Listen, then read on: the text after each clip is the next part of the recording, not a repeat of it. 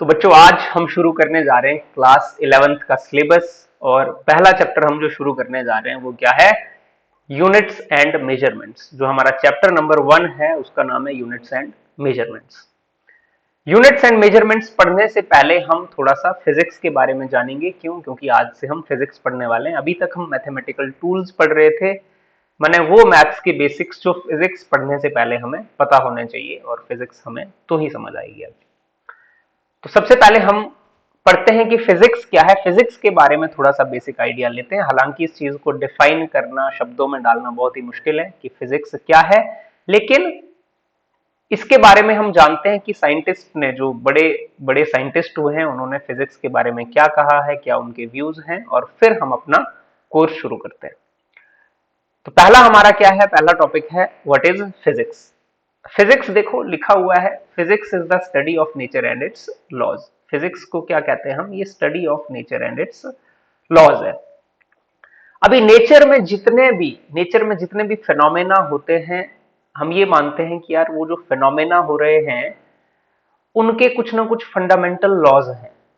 उनके कुछ ना कुछ, अगर हम उनको ऑब्जर्व करने की कोशिश करें तो हम मानते हैं कि उनके पीछे कुछ ना कुछ फंडामेंटल लॉज हैं। और उन लॉज को क्या करना? उन लॉज को फॉर्म्युलेट करना, फिर लॉज के थ्रू उन फिनोमेनाज को समझना। नेचर में जो भी फिनोमेना हो रहे हैं उनको समझना कुछ फंडामेंटल लॉज के थ्रू, उसको क्या कहते हैं? हम फिजिक्स कहते हैं।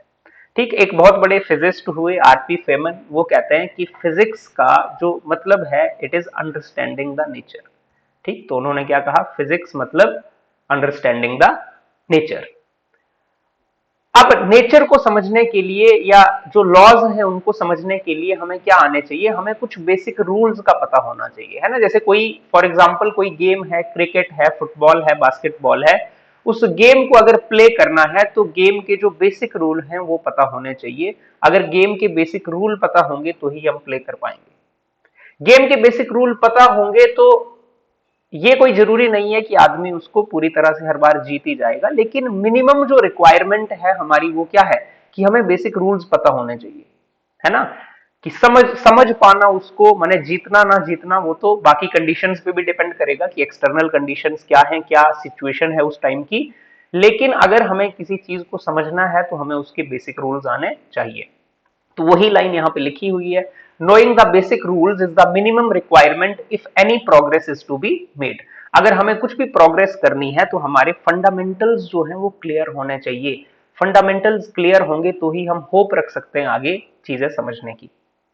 क्लियर? तो स्टेप बाय स्टेप सिस्टेमैटिक हम फंडामेंटल्स भी पढ़ेंगे। हालांकि हमने मेन फंडामेंटल्स कवर कर लिए हैं मैथमेटिकल टूल्स में।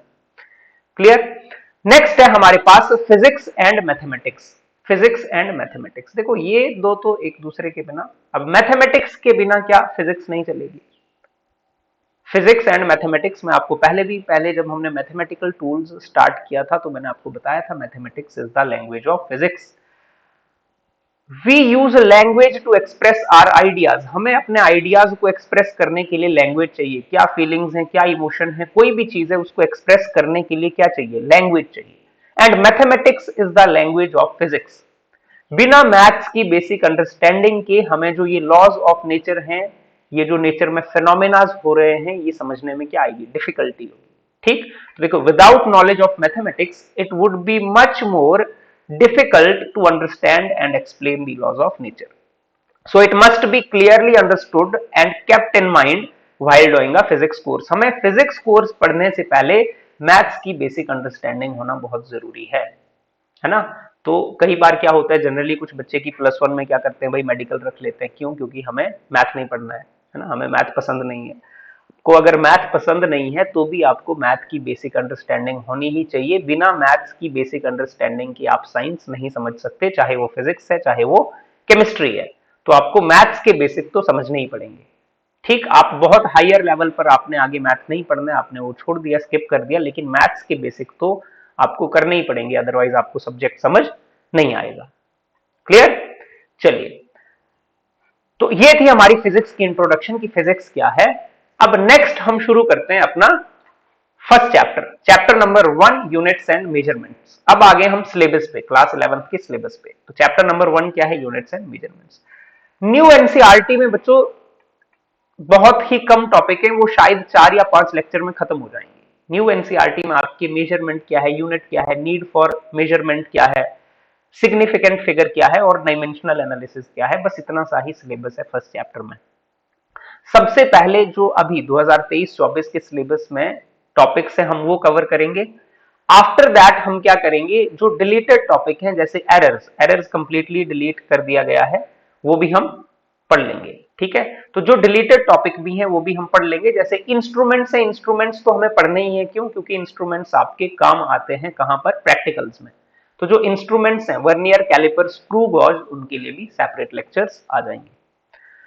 चलिए शुरू करते हैं। सबसे पहले मेजरमेंट क्या चीज है? Measurement the comparison of an unknown quantity with a fixed known quantity, है ना, with a fixed known quantity. एक अननोन क्वांटिटी का अगर हम कंपैरिजन करते हैं किसी फिक्स्ड नोन क्वांटिटी से, तो उसको क्या कहते हैं? हम मेजरमेंट कहते हैं। बच्चों मेजरमेंट आपको पता है, जो भी ये मेजरमेंट है, मेजरमेंट हमेशा रिलेटिव होती है। रिलेटिव बोलने का मतलब है कि कुछ हमें रेफरेंस चाहिए तो ही मेजरमेंट की जा सकती है। अगर हम किसी चीज को बोलें कि ये 10 किलो है, तो 10 किलो का मतलब तभी है जब हम 1 किलो को डिफाइन करते हैं कि 1 किलो का मतलब क्या है। तो एक नॉन फिक्स्ड क्वांटिटी, जो नॉन फिक्स्ड क्वांटिटी हमारी है, उसकी इंपॉर्टेंस है पहले हम एक फिक्स्ड कर लें किसी नॉन क्वांटिटी को, उसके रिलेटिव मेजरमेंट होती है। अगर हम बोलें 10 आदमी हैं, तो पहले हमें पता होना चाहिए कि एक आदमी का क्या मतलब होता है। क्लियर? तो मेजरमेंट हमेशा क्या होगी? रिलेटिव होगी, किसी फिक्स्ड क्वांटिटी के रिलेशन में होगी। 110 सेंटीमीटर का क्या मतलब है? पहले 1 सेंटीमीटर का मतलब पता हो तो 110 सेंटीमीटर का मतलब है कि 110 मल्टीप्लाई बाई 1 सेंटीमीटर। क्लियर? तो मेजरमेंट क्या है? The comparison of an unknown quantity with a non fixed quantity. कि आपको कोई रॉड की लेंथ मेजर करनी है जो लेट से कितनी है, 1.5 मीटर है, तो 1.5 मीटर बोलने का मतलब तभी है जब हमें पता हो मीटर क्या चीज होती है। क्लियर? तो हम पहले कुछ फिक्स कर देते हैं, स्टैंडर्ड फिक्स कर देते हैं, रेफरेंसेस फिक्स कर देते हैं, और उनके कंपैरिजन में हम क्या करते हैं? मेजरमेंट करते हैं। नेक्स्ट क्या है? Need for measurement. की हमें जरूरत क्या है? नीड फॉर मेजरमेंट, मेजरमेंट की जरूरत क्या है? Measurement is needed for the precise description of a phenomena. कोई भी फिनोमेना हो रहा है, कोई भी चीज हो रही है, उसकी अगर हमें प्रिसाइज डिस्क्रिप्शन करनी है, उसके बारे में हमें बताना है डिटेल में कि भाई वो क्या हो रहा है, तो हमें मेजरमेंट की जरूरत पड़ेगी ही पड़ेगी, है ना। आप कहीं भी, यहां पे आप बोलते हो कि भाई आप कहीं पे बैठे हो पोजीशन नंबर ए पे, पोजीशन नंबर ए से पोजीशन बी की दूरी कितनी है, तो आपको दूरी तो पता होनी चाहिए, और दूरी करने के लिए हमें मेजरमेंट चाहिए कि डिस्टेंस हमें पता हो। हमें बताना है कि भाई यहां से कि कोई पॉइंट है बी, वो पॉइंट बी कितना दूर है, तो हमें पहले पता होना चाहिए कि भाई पॉइंट बी को मेजर करने के लिए कुछ हमारे पास मेजरमेंट होनी चाहिए, है ना कुछ हमारे डिस्टेंस मेजर करने के लिए क्या होना चाहिए, कुछ हमारे पास इंस्ट्रूमेंट होना चाहिए, कोई वे होना चाहिए। एक एग्जाम्पल भी लिखा है, free fall of a body. Free fall आप सब 9th क्लास में पढ़ चुके हो चैप्टर ग्रेविटेशन में, free fall of a body.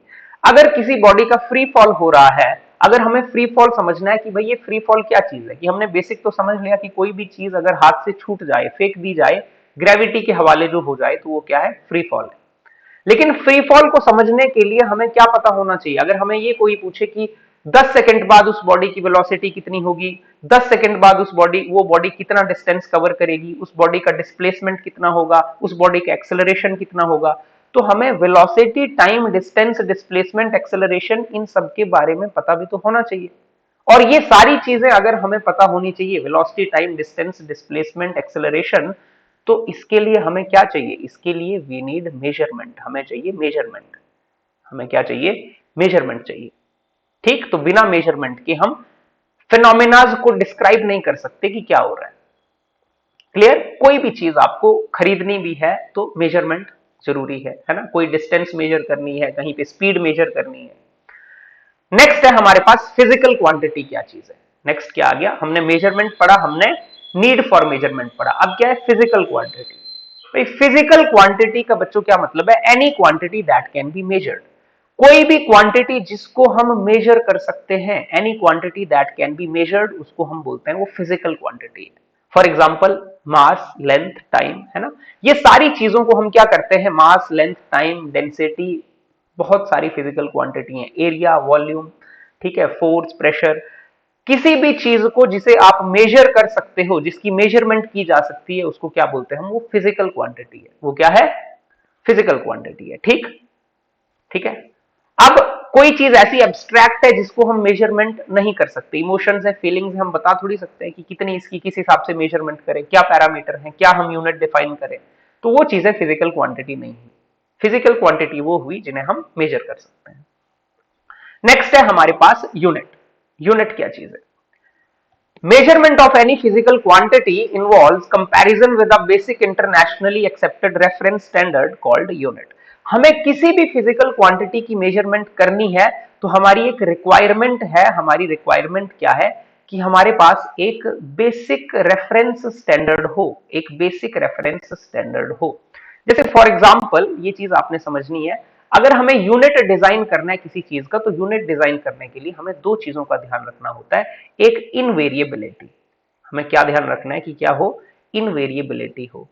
इनवेरिएबिलिटी का क्या मतलब है कि जो ये चीज हम स्टैंडर्ड फिक्स्ड कर रहे हैं वो वेरी ना करे। मान लो यहां पे उसकी कुछ वैल्यू है और यहां से आप दिल्ली चले जाते हो, दिल्ली जाके उसकी वैल्यू बदल जाए, तो ऐसा नहीं होना चाहिए, वो चीज इनवेरिएबल होनी चाहिए, है ना। अगर हम बोलें कि भाई जो हमने यूनिट के लिए लेट से डिसाइड किया है ना, यूनिट के लिए डिसाइड किया हमने कि जो हमारा लेट से थंब है, थंब की जो लेंथ है वो एक यूनिट हो गई। अब थंब की लेंथ एक यूनिट डिसाइड करने से क्या है, इसमें प्रॉब्लम ही है। क्यों? क्योंकि हर आदमी के थंब का साइज अलग अलग हो सकता है, तो यूनिट का कोई मतलब ही नहीं हुआ, है ना। तो यूनिट तो अलग अलग हो गया। अगर हम डिसाइड करें कि भाई जो आर्म की लेंथ है, आर्म की लेंथ को हमने एक यूनिट बोल दिया, अब हर आदमी की आर्म लेंथ चेंज होगी, हर आदमी की आर्म लेंथ क्या होगी, डिफरेंट होगी, तो अगर हम उसको यूनिट मानेंगे तो वो तो गड़बड़ हो गई। तो यूनिट क्या होना चाहिए, ऐसा होना चाहिए कि जो वेरी ना करे, जो यहां पर उसकी जितनी वैल्यू है, उसकी दिल्ली में, बेंगलोर में, कहीं बाहर में, यूएसए में, हर जगह उसकी वैल्यू क्या हो, सेम हो। तो हमें ऐसी चीज यूनिट रखनी होती है जो इनवेरिएबल हो, जो हर जगह एक्सेप्टेबल हो, इंटरनेशनली एक्सेप्टेड हो। दूसरी चीज उसकी अवेलेबिलिटी। दूसरी चीज क्या होती है, उसकी अवेलेबिलिटी, वो इजीली अवेलेबल भी हो, वो चीज क्या हो, अवेलेबल भी हो। एक तो वो इनवेरिएबल हो और दूसरी क्या हो, अवेलेबल हो। तो उसकी अवेलेबिलिटी भी कि हर जगह वो क्या हो, चीज अवेलेबल, वो यूनिट इजीली डिफाइन करना, हर जगह क्या हो, अवेलेबल, कि जिस पैरामीटर के बेस पे हमने डिसाइड किया कि इसको हम एक यूनिट बोलेंगे वो हर कहीं इजीली समझ आता हो।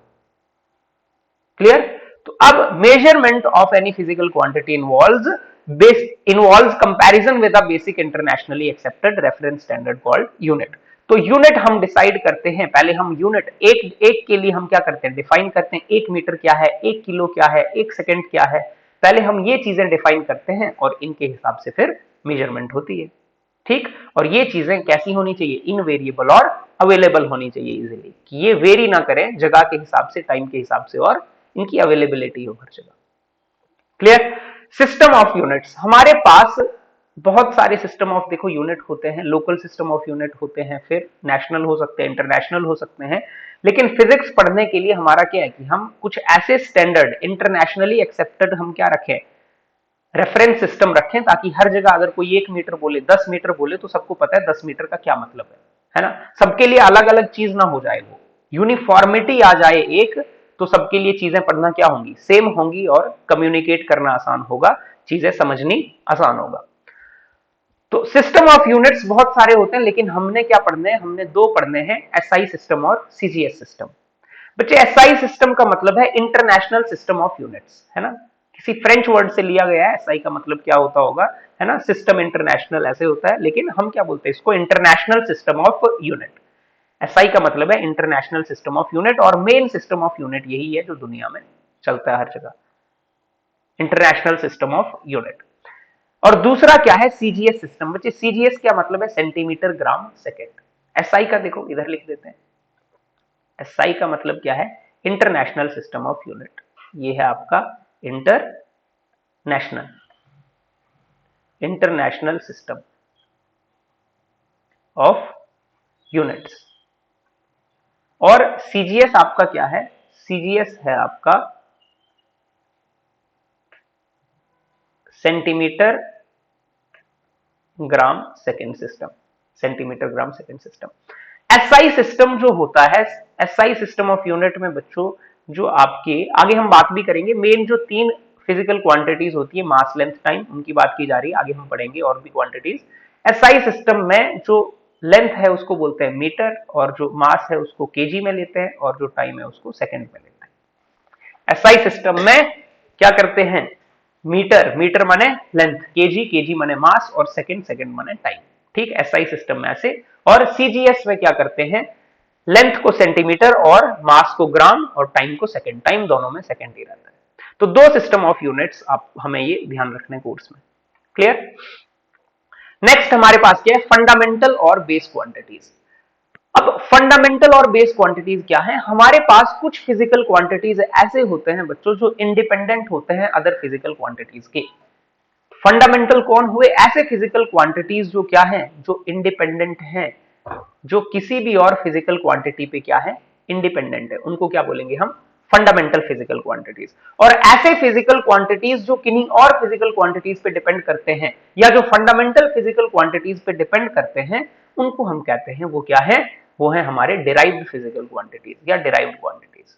क्लियर। तो प्रेजेंटली हमारे पास कितने, देयर आर 7 फंडामेंटल क्वांटिटीज। हमारे पास फंडामेंटल क्वांटिटीज कितने, 7, और ये आपको याद ही होने चाहिए। 7 फंडामेंटल क्वांटिटीज है हमारे पास। 7 फंडामेंटल क्वांटिटीज कौन कौन से हैं, देखो टेबल बना हुआ है। पहला मास, दूसरा लेंथ, तीसरा टाइम, चौथा थर्मोडायनामिक टेम्परेचर या सिंपली आप जिसे टेम्परेचर कहते हो, पांचवा इलेक्ट्रिक करंट, छठा अमाउंट ऑफ सब्सटेंस, और सेवंथ ल्यूमिनस इंटेंसिटी। सेवंथ क्या है, ल्यूमिनस इंटेंसिटी। ठीक। अब 7 हमारे पास फिजिकल क्वांटिटीज हैं जो फंडामेंटल हैं। इनके यूनिट, इनके कौन से यूनिट, इनके एसआई यूनिट। जब यूनिट बोला जाए, जब आपको यूनिट बोला जाए तो आपने समझना है कि भाई यूनिट बोलने का मतलब ही क्या है, यूनिट बोलने का मतलब ही है कि एसआई यूनिट की बात हो रही है। यूनिट मतलब एसआई यूनिट। मास का किलोग्राम होता है और सिंबल क्या हो गया, केजी। लेंथ का मीटर, सिंबल एम। टाइम का सेकंड, सिंबल एस। आपने छोटी क्लासेस में भी ये पढ़े होंगे। थर्मोडायनामिक टेम्परेचर, टेम्परेचर का स्टैंडर्ड यूनिट क्या है, केल्विन। सेल्सियस नहीं है, याद रखना है। फ़ारेनहाइट नहीं है, क्या है, केल्विन, और capital K. Electric current, ampere, capital A. Amount of substance, mole, MOL, mole. ठीक। Luminous intensity, candela, CD. ये 7 बेसिक फंडामेंटल फिजिकल क्वांटिटीज आपको याद रखने। Mass, length, time, temperature, electric current आपने सबने सुना ही होगा, है ना। अमाउंट ऑफ सब्सटेंस भी आपने सुना ही होगा केमिस्ट्री में कि मोल क्या चीज है, मोल भी एक फंडामेंटल यूनिट है। ल्यूमिनस इंटेंसिटी, बच्चे ल्यूमिनस इंटेंसिटी क्या होती है बेसिकली, चलो आगे हम समझेंगे ल्यूमिनस इंटेंसिटी। जब हम सॉलिड एंगल समझ लेंगे तो थोड़ा सा हम इस पे चर्चा कर लेंगे, हालांकि अभी आपके कोर्स में ये इतना काम का नहीं है। ठीक। ल्यूमिनस इंटेंसिटी क्या होती है, पहले हम इंटेंसिटी समझ लेंगे, फिर ल्यूमिनस इंटेंसिटी क्या होती है वो भी समझ लेंगे। क्लियर। तो ये टेबल आपने याद रख लेना, ये 7 फंडामेंटल फिजिकल क्वांटिटीज आपको याद रखनी है। ये ऐसे फिजिकल क्वांटिटीज हैं जिन्हें हम बोलते हैं कि ये इंडिपेंडेंट है, जो क्या है, इंडिपेंडेंट है। क्लियर। चलिए नेक्स्ट हमारे पास क्या आता है, नेक्स्ट आता है डिराइव्ड फिजिकल क्वांटिटीज। अब डिराइव्ड फिजिकल क्वांटिटी, सारे के सारे फिजिकल क्वांटिटीज बच्चों इंडिपेंडेंट नहीं होते हैं, उनको जरूरत पड़ती है, वो दूसरे फिजिकल क्वांटिटीज पे डिपेंड करते हैं। तो physical quantities which are dependent on fundamental quantities, उनको क्या बोलते हैं, ये डिपेंड करते हैं फंडामेंटल क्वांटिटीज पे। तो physical quantities which are dependent on fundamental quantities, इनको हम क्या बोलते हैं, ये डिराइव्ड फिजिकल क्वांटिटीज हैं। For example area, volume, density, speed, velocity, ठीक, और भी फोर्स, ये सारे, इन 7 को छोड़ के जो भी आपके दिमाग में आते हैं वो सारे क्या हैं, डिराइव्ड फिजिकल क्वांटिटीज हैं। जैसे एरिया क्या है बच्चे, एरिया होता है लेंथ इंटू ब्रेथ। तो length multiply by breadth, length एक फिजिकल क्वांटिटी है, ब्रेथ भी एक लेंथ ही होती है, तो ये लेंथ पे डिपेंड कर रहा है एरिया। वॉल्यूम क्या है, length into breath into height बोल सकते हैं, 4/3 पाई आर क्यूब बोल सकते हैं, डिपेंडिंग अपॉन द शेप। लेकिन वॉल्यूम में एक चीज है कि लेंथ 3 बार आएगी, length into breath into height. Length भी लेंथ है, ब्रेथ भी लेंथ है, और हाइट भी क्या होती है, एक लेंथ होती है। Density mass per unit volume होता है, ये भी किन्हीं और फिजिकल क्वांटिटीज पे डिपेंड कर रहा है। तो ऐसे फिजिकल क्वांटिटीज को हम क्या बोलते हैं, ये क्या है, डिराइव्ड फिजिकल क्वांटिटीज है। क्लियर। तो इसमें भी कोई दिक्कत, जैसे स्पीड क्या होती है, डिस्टेंस अपॉन टाइम। तो डिस्टेंस माने लेंथ, और टाइम तो टाइम है, तो लेंथ और टाइम पे डिपेंड कर रहे हैं। आप अगर फॉर एग्जांपल आप स्पीड लिखते हो, स्पीड आप सबने पढ़ा हुआ है, स्पीड को क्या लिखते हो आप लोग, distance divided by time. Distance माने लेंथ, लेंथ एक फंडामेंटल क्वांटिटी, टाइम एक फंडामेंटल क्वांटिटी, तो लेंथ और टाइम पे डिपेंड करती है स्पीड। तो इसीलिए ये क्या है, डिराइव्ड है। डिस्टेंस माने लेंथ और टाइम से डिराइव्ड है। इंपॉर्टेंट नोट जो आपने याद रखना है, beside the 7 fundamental units 2 supplementary units are also defined। दो हमारे पास सप्लीमेंट्री यूनिट्स होते हैं, दो सप्लीमेंट्री यूनिट्स भी साइंटिस्ट ने डिफाइन किए। वो क्या है? पहला फॉर प्लेन एंगल, ये अलग ही है। देखो फंडामेंटल क्या है? 7 है, बाकी सारे डिराइव्ड हैं, लेकिन दो आपने फंडामेंटल, दो सप्लीमेंट्री यूनिट्स आपने याद रखने हैं। वो क्या है? पहला प्लेन एंगल। प्लेन एंगल बच्चों वही है जो हमने ट्रिग्नोमेट्री में पढ़ा है। प्लेन एंगल आपको समझ आना चाहिए कि प्लेन एंगल क्या है, वही वाला एंगल जो हमने ट्रिग्नोमेट्री में पढ़ा है, theta equal to arc upon radius. कौन? Theta equal to arc upon radius. ये जो एंगल हमने पढ़ा है ट्रिग्नोमेट्री में फर्स्ट लेक्चर में, इसी को प्लेन एंगल बोलते हैं। क्लियर? आपको मैंने, अगर आपको याद हो तो आपको मैंने उस टाइम ये बिल्कुल अच्छे से डिटेल में हमने डिस्कस किया था कि क्या इसका मतलब है कि जैसे हमारे पास ये एक सर्कल है और सर्कल का ये सेंटर है, ये सर्कल का रेडियस है आर, लेट्स से कितना है ये रेडियस आर, और ये रेडियस अगर ऐसे सेंटर पे ओ पे एक एंगल सबटेंड करता है थीटा, कितना? थीटा। और ये जो आर्क लेंथ है बच्चे, ये जो आर्क लेंथ है इसको वो क्या बोलते हैं हम? एल, है ना? तो यहां पर थीटा कितना आ जाएगा? थीटा आ जाएगा आर्क अपॉन रेडियस। अगर ये आर्क लेंथ भी है ना, ये थीटा क्या आ गया? आर्क अपॉन रेडियस, और यहां से जो थीटा आता है ना वो रेडियन में आता है। ठीक है, इस फॉर्मूले से जो थीटा की वैल्यू आती है वो रेडियन में आती है, हमने डिटेल में डिस्कस किया था। फिर 1 रेडियन भी डिफाइन किया था कि अगर आर्क लेंथ भी आर ही हो जाए तो आर अपॉन आर 1 हो जाएगा, तो उसको क्या बोलेंगे? 1 रेडियन बोलेंगे। ठीक, तो प्लेन एंगल तो आप सबको पता है क्या होता है। सॉलिड एंगल क्या है बच्चे? सॉलिड एंगल समझते हैं। सॉलिड एंगल, और इसके लिए यूनिट क्या है? इसके लिए यूनिट है स्टीरेडियन। सॉलिड एंगल के लिए क्या यूनिट है? स्टीरेडियन। सॉलिड एंगल एक 3D एंगल है बच्चों। प्लेन एंगल, प्लेन का मतलब होता है 2D, प्लेन मतलब 2D, सॉलिड एंगल माने 3D। 3D एंगल क्या होता है कि आपके पास अब एक सर्कल ना लेके एक स्फीयर है। क्या है? आपके पास एक स्फीयर है, और वो जो स्फीयर है, स्फीयर का आपने क्या किया? स्फीयर का ये सेंटर है। स्फीयर का आपके पास क्या है? यहां पर देखिए इस फिगर में एक सेंटर है, और यहां से आपने क्या किया? ये लाइन आ रही है, चलो इसको बनाने की जरूरत नहीं है, दिख ही रही है हमें। सेंटर से स्फीयर का कुछ ना कुछ रेडियस होगा। ठीक, अब यहां पर ये जो स्फेरिकल एरिया सबटेंड कर रहा है, ये है ना, ये जो आपको ऑरेंज शेप में दिख रहा होगा, ठीक है, इसको हम क्या करते हैं, जो आपका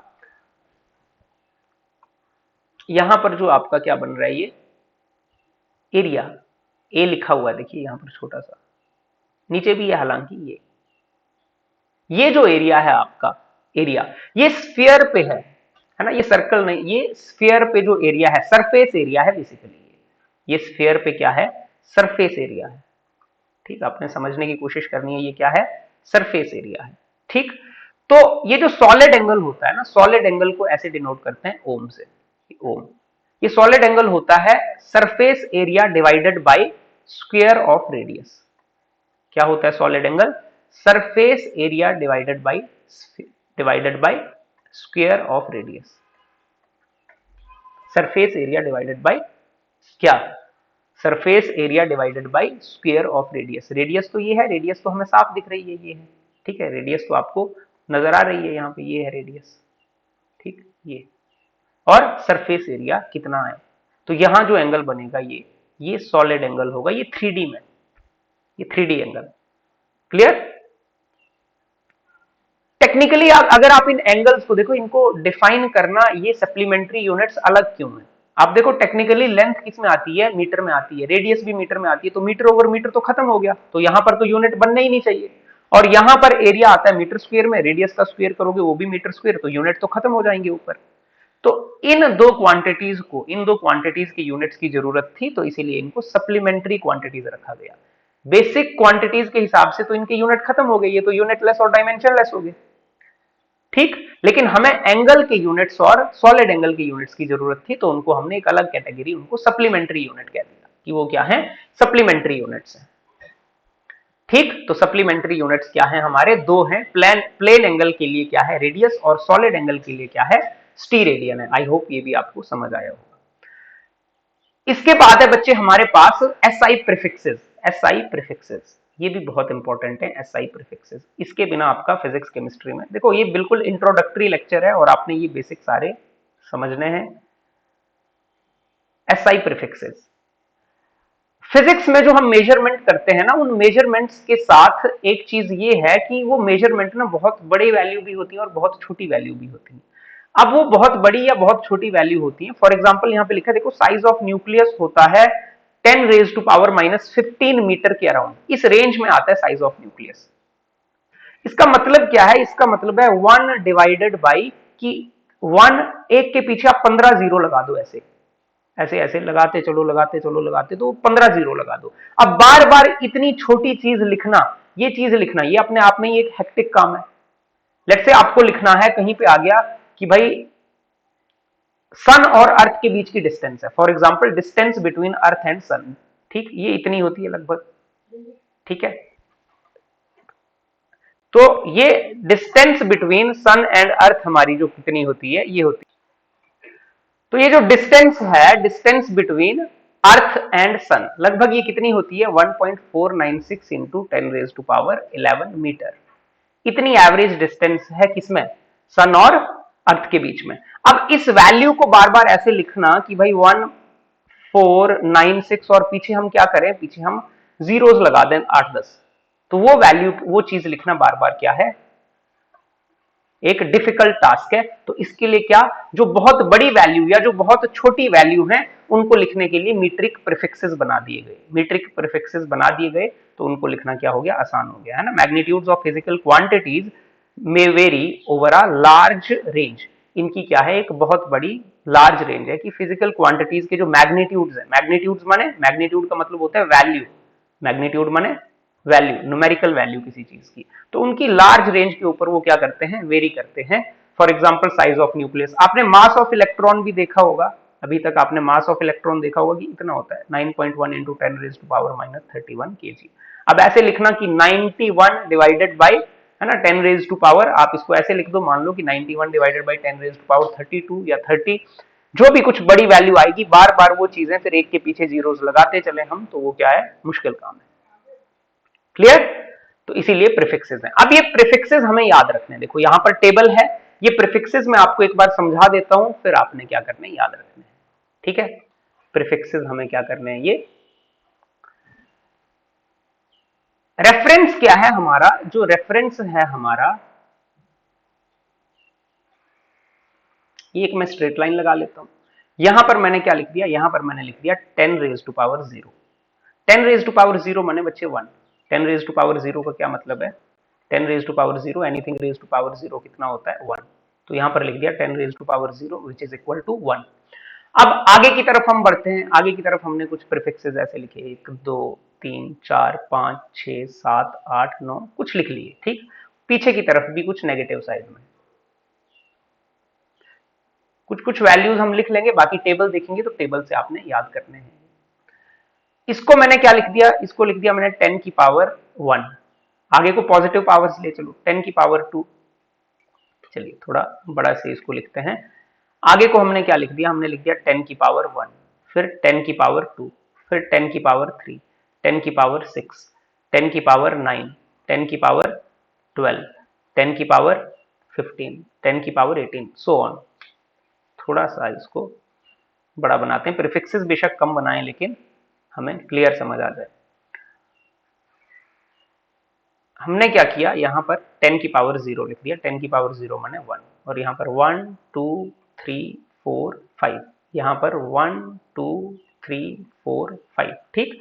यहां पर लिख दिया हमने 10 की पावर 1, इसको क्या लिख दिया? 10 की पावर 2, 10 की पावर 3, 10 पावर 6, 10 पावर 9, और इधर बैक चले गए 10 की पावर -1, नेगेटिव पावर।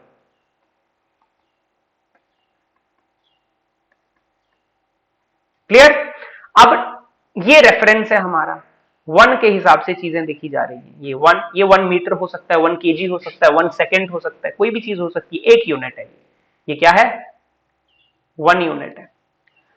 10 की पावर 1 जो है बच्चों, 10 की पावर 1 को पढ़ते हैं डेका। 10 की पावर 1 को क्या पढ़ते हैं? डेका। 10 की पावर 2 को पढ़ते हैं हेक्टा। हेक्टेयर आपने सुना होगा, हेक्टा कई बुक्स में हेक्टो भी लिखा होता है, एक ही चीज है हेक्टा और हेक्टो। 10 की पावर 3 को क्या बोलते हैं? किलो। 10 की पावर 6 को क्या बोलते हैं? मेगा। 10 की पावर 9 को क्या बोलते हैं? गीगा, ठीक। और वैसे ही ये आप फॉरवर्ड गए आगे, और अब बैकवर्ड पीछे की तरफ। यहां पर 10 की पावर -1 को क्या बोलते हैं? डेसी। 10 की पावर -2 को क्या बोलते हैं? सेंटीमीटर आपने सुना होगा, डेसीमीटर। 10 की पावर -3 को क्या बोलते हैं? मिलीमीटर आप सुनते हो। 10 की पावर -6 को क्या बोलते हैं? माइक्रोमीटर आप सुनते हो, माइक्रो, है ना। फिर 10 की पावर 9 को क्या बोलते हैं? नैनोमीटर भी आपने सुना होगा, नैनो। ठीक, ऐसे ही आगे की तरफ बढ़ते जाएंगे, -12, -15, -18, और उधर भी बढ़ते जाएंगे 12, 15, 18। इनके सिंबल्स भी होते हैं, डेसी, सेंटी, मिली, माइक्रो। माइक्रो का याद रखना, ये म्यू होता है। माइक्रो का क्या होता है? म्यू होता है। बाकी तो बिल्कुल सिंपल सिंबल है। अब हम इस टेबल को देखते हैं। देखो, ये आपने मीट्रिक प्रीफिक्सेस बिल्कुल याद रखना। बीच में आपका रेफरेंस आएगा, रेफरेंस यहां पर नहीं लिखा है, रेफरेंस आएगा यहां पर आपका सेंटर में, है ना कहीं सेंटर में आपका यहां पे क्या होगा? रेफरेंस। इसने क्या किया? देखो नीचे लिख दिए, यहां पे मैं लाइन ड्रॉ कर देता हूं, ये लाइन रेफरेंस है। ये रेफरेंस क्या है? 10⁻�0 विच इज इक्वल टू 1। अब इससे क्या जा रहे हैं? इससे नीचे जा रहे हैं, नीचे में नेगेटिव जा रहे हैं, और ऊपर क्या जा रहे हैं? ऊपर में पॉजिटिव जा रहे हैं। देखो ऊपर क्या है? 10 की पावर 1, 10 की पावर 2, 10 की पावर 3, 10 की पावर 6, 9, 12, 15, 18। आपको अगर 18 या 15 तक याद होते हैं तो बहुत है। 15, 18 तक याद होने चाहिए आपको। 15 तक कर लो तो भी बहुत है, 18 तक कर लो तो भी मोर देन इनफ है अभी कोर्स के लिए। 10 की पावर 1 को क्या बोलते हैं? डेका। डेका को डीए लिखा। 10 की पावर 2 हेक्टो। हेक्टो को एच लिखा, हेक्टा भी होता है। 10 की पावर 3 किलो। किलो को के। 10 की पावर 6 मेगा, कैपिटल एम। 10 की पावर 9 गीगा, कैपिटल जी। 10 की पावर 12 टेरा, कैपिटल टी। 10 की पावर 15 पेटा, कैपिटल पी। 10 की पावर 18 एक्सा, कैपिटल ई। ठीक, यहां तक आपको याद रखना है। सिंबल भी, क्योंकि सिंबल ही लिखा होगा। जैसे आपको लिखा होगा 1 HM माने 1 हेक्टोमीटर, 1 हेक्टामीटर, तो आप लिखोगे 10 की पावर 2 मीटर। जैसे आपको लिखा क्या होगा? ये तो होता ही है 1 किलोमीटर, तो ये तो देखा ही है सबने। किलो मतलब 10 की पावर 3, तो 10 की पावर 3 मीटर, 1000 मीटर ही होता है किलो। आपको लिखा होगा, आपने देखा होगा छोटी क्लास में, 1 मेगावाट। मेगा मतलब 10 की पावर 6 वॉट। गीगा लिखा होगा तो 10 की पावर 9। सिमिलरली नीचे आप आते हो डेसी। डेसी माने 10 की पावर -1, फिर सेंटी 10 की पावर -2, फिर मिली 10 की पावर -3, माइक्रो। माइक्रो का सिंबल थोड़ा अलग है तो ये ध्यान रखना है सबने। माइक्रो 10 की पावर -6, नैनो 10 की पावर -9, पिको 10 की पावर -12, फिर फेमटो 10 की पावर -15, अटो 10 की पावर -18। तो ये सिंबल्स भी आपने याद रखने। जैसे आपको कहीं पे लिखा होगा 1 सेंटीमीटर, आपको पता है सेंटी माने 10 की पावर -2, तो 10 की पावर -2 मीटर। ठीक, सेंटी। सेंटी की जगह प्रीफिक्स, ये सेंटी प्रीफिक्स है ना, ये मेगा, किलो, ये जो है बच्चे, ये क्या है? ये मीट्रिक प्रीफिक्स हैं। एच हो गया, के हो गया, एम हो गया, सी हो गया। आपको कहीं पे लिखा हुआ आता है कि 1 मिलीग्राम, तो मिली क्या है? मिली एक प्रीफिक्स है, तो मिली का मतलब 10 की पावर -3, और ये ग्राम। ठीक, क्यों? क्योंकि मीट्रिक प्रीफिक्स मिली का मतलब तो पता ही है आपको। कहीं पे लिखा था 1 माइक्रोमीटर, माइक्रो माने 10 की पावर -6, और ये मीटर। तो ये जो प्रीफिक्सेस हैं, अगर ये ऐसे लिखे आएंगे पेपर में, ऐसे लिखे होंगे, तो आपको पता होना चाहिए कि माइक्रो का क्या मतलब है, मिली का क्या मतलब है। ये सिंबल्स याद होंगे तो ही आप लिख पाओगे। क्लियर? कई जगह पे आएगा आपको कि 1 नैनोमीटर, 1 nm, तो n मतलब नैनो, नैनो मतलब 10 की पावर -9 मीटर। क्लियर? तो आपको ये मीट्रिक प्रीफिक्सेस भी बिल्कुल अच्छे से याद करने हैं। बिल्कुल आसान है, आप थोड़ा सा टाइम लगाओगे। अगर रिवर्स नीचे में जाते हो तो डेसी, सेंटी, मिली, माइक्रो, नैनो, पिको, फेमटो, एटो, काफी है यहां तक। और अगर आप ऊपर जाते हो, पॉजिटिव साइड जाते हो, तो deca, hecto, kilo, mega, giga, tera, peta, exa. तो ये आपने याद करने हैं। 1 2 3 तक रेगुलर जाते हैं, फिर 3 3 के इंटरवल पे जाती है पावर। 1 2 3 तक रेगुलर, प्लस में भी माइनस में भी, फिर 3 3 के इंटरवल पे। क्लियर? तो ये था बच्चों हमारा पहला लेक्चर, बिल्कुल बेसिक लेक्चर। ठीक है, शुरू से एक बार क्या करते हैं, वन गो में रिविजिट करते हैं और फिर कंक्लूड करते हैं। पहले हमने पढ़ा फिजिक्स क्या है। फिजिक्स आपको समझ आ गया होगा क्या है फिजिक्स। हमने कुछ नेचर के बारे में स्टडी करना है, ऑब्जर्व करना है, कुछ बेसिक लॉज के थ्रू कुछ लॉज फॉर्मुलेट किए जाते हैं।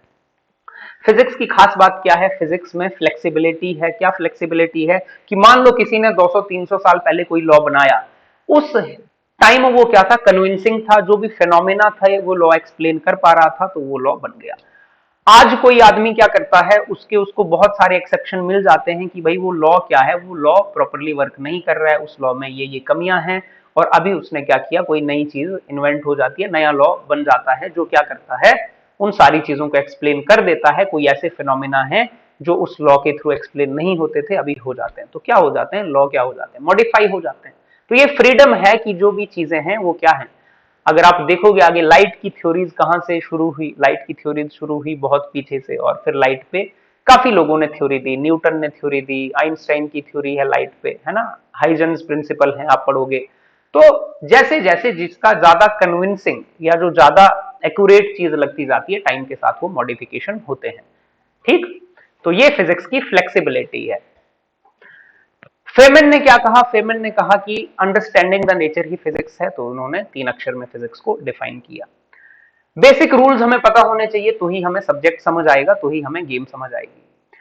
फिजिक्स एंड मैथमेटिक्स ये बताने की जरूरत नहीं है, 100 बार हम ये बात कर चुके हैं, बिना मैथ्स के फिजिक्स नहीं चलने वाली। बेसिक आपको समझने हैं, आपने मैथमेटिकल टूल्स बिल्कुल अच्छे से पढ़ने हैं। Chapter 1 units and measurements, measurement क्या होता है, इसकी क्या नीड है, फिजिकल क्वांटिटी क्या है, यूनिट क्या है, सिस्टम ऑफ यूनिट्स क्या है, फंडामेंटल यूनिट्स क्या है, कितने फंडामेंटल यूनिट्स हैं, डिराइव्ड फिजिकल क्वांटिटीज क्या है, सप्लीमेंट्री यूनिट्स क्या है, मोस्ट इंपॉर्टेंट, एसआई प्रीफिक्सेस क्या है, एसआई प्रीफिक्सेस हमने पढ़े और इनको याद कैसे करना है वो भी हमने डिस्कस किया। तो ये था हमारा चैप्टर नंबर 1 का इंट्रोडक्टरी लेक्चर, पहला लेक्चर। इसके बाद नेक्स्ट हम मिलेंगे लेक्चर नंबर 2 में, जिसमें हम डिस्कस करेंगे मोस्ट प्रोबेबली सिग्निफिकेंट फिगर्स। ठीक है, सेकंड टॉपिक जो सिलेबस में है अभी इस साल के सिलेबस में वो है सिग्निफिकेंट फिगर्स, फिर है डायमेंशनल एनालिसिस। तो हम नेक्स्ट टॉपिक जो डिस्कस करेंगे वो क्या करेंगे, वो करेंगे हम सिग्निफिकेंट फिगर्स पे एक लेक्चर। क्लियर? तो चलिए मिलते हैं नेक्स्ट लेक्चर में।